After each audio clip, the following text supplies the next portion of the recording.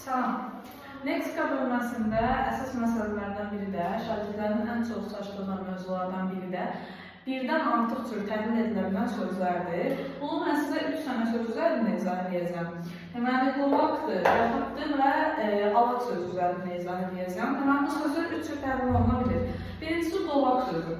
Deməli, qovaq ağacın qovağı mənasında, yəni isim kimi, birbaşa kök kimi təhlil oluna bilir. Yəni bu formada qovaq, ağacın qovağı.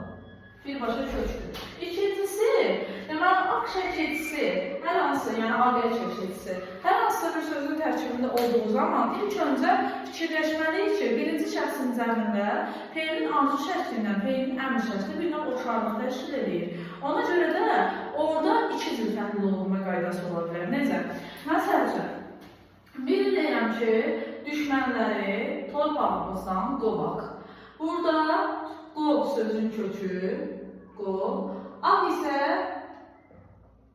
qrammatik şəkilçi, yəni əmr şəklində özünün xüsusi şəkilçisi olmadığı üçün şəxs sonluq olaraq bir qrammatik şəkilçisi olaraq götürülür. Biri deyirəm ki, çağır onu bu evdən qovaq cümləsində artıq ən arzu şəklinin şəkilçisi q isə şəxs sonluğu kimi götürülür.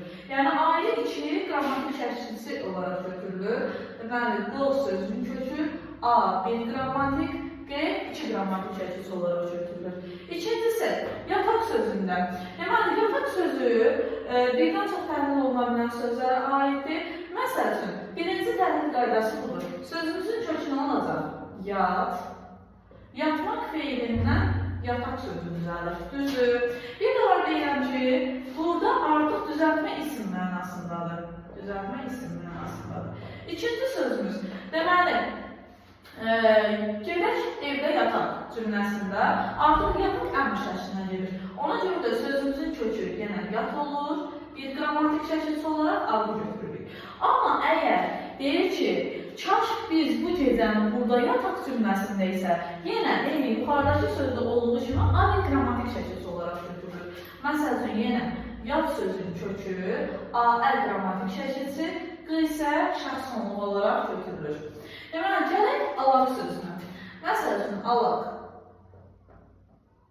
Üç cür təhlil olur. Məsəl üçün, deyir ki, sahəni alaqlar basmışdır. Burada alaq birbaşa sözün köküdür.